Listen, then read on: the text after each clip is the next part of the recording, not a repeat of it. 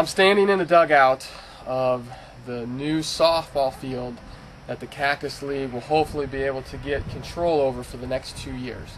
It's located right off of Newtown Road, just down the street from Providence Road, so hopefully it's in a good location for most people.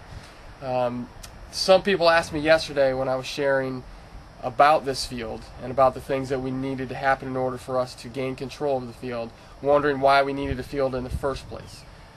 Ideally, in order for the Cactus League really to take the next step and continue to grow, especially for the spring season and the fall season, we really need to have at least one field with lights, which this field does, that we can control the schedule and be able to use any night of the week and on the weekends when necessary. We're hoping to continue to do similar schedules in the past, but what's been happening is we've had to go to different places and bounce around to different fields and find out what's available, and then we've had to pay for use of fields and use of lights and all that stuff and rely on others as well to prepare the field. Having our own field for the Cactus League, what that would open up the door for us to expand and then have control over all the little things which we take very seriously and want to be able to present an atmosphere that's very professional, and then also continue to challenge players both on and off the field. This field here, once we fix it up and put in the improvements, will give us that opportunity to go to the next level for the Cactus League. Now, in order for us to be able to gain control of this field, as you can see, it does need a lot of work. Some of the things that we're looking for to get done in order for this to be playable by June 1st is obviously the infield is going to need some work. We'll have to put down some dirt, kill some of the grass. Shouldn't be too big of a deal. It's things that we've done before, and we have people that are able to do that. A secondary thing that needs to be done, and one of the most important things, is the dugouts. The dugout walls are in very good shape, but they obviously need to have roofs on them, and we experienced that yesterday in case of rain or a lot of sun. Having the protection of a dugout with a roof is very important, but we're going to need a crew of people out here with some knowledge and some resources to be able to do that and pull that off.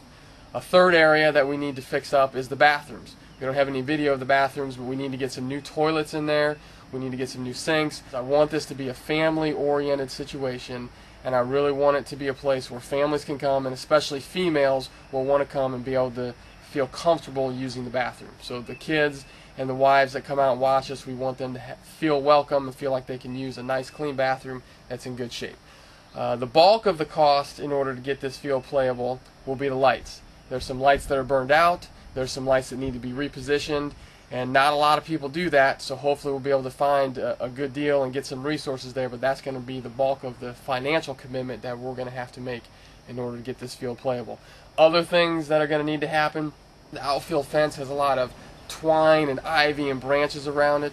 We'll need to clear that out, and all that'll take is a work crew of 15 to 20 guys out there working for a morning or an afternoon and just cleaning up that outfield fence so that it's safe for the outfielders if they're going to try to make a catch or rob a home run. They're not running into a bunch of branches. We'll also need to find some kind of tractor or riding lawnmower or some kind of utility vehicle that'll allow us to be able to drag the field each day and then be able to cut the outfield as well, the outfield grass and the surrounding grass by the fence and the backstop and the dugouts. And probably part of that will be needing to build some kind of shed to secure that vehicle.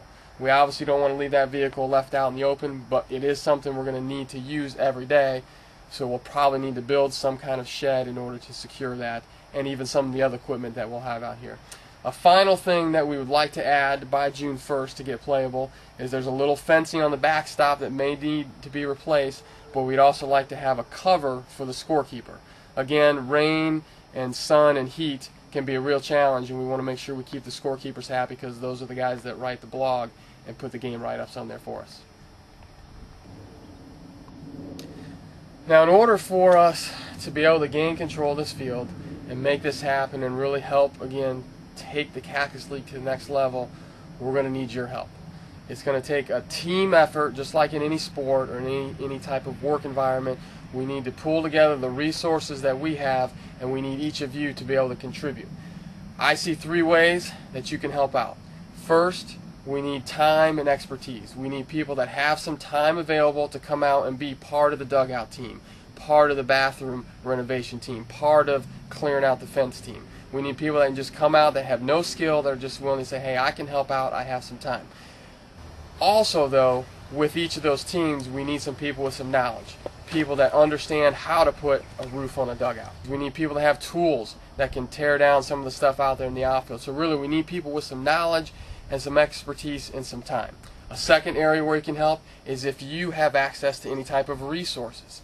A way to get us some bath or some toilets for a low cost, or some wood for low cost, or maybe a riding lawnmower for low cost, or a way to get a shed. All the little types of materials that we need, if you have connections or ways that we might be able to get a hold of some of that stuff for very inexpensive costs, or even potentially having a company sponsor or donate some of that stuff to help us get rolling.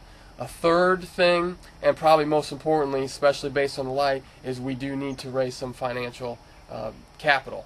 The lights are going to cost probably about half. We're estimating $4,000 to $6,000 we may have to put in when it's all said and done to get this field playable by June 1st, and half of that's going to go to fixing the lights. And we're probably not going to be able to find anybody to donate the time or the resources for that kind of project, because it's just not something that's very popular. So any type of financial commitment you can make would be, again, a great step to help us move forward and take this Cactus League to another level.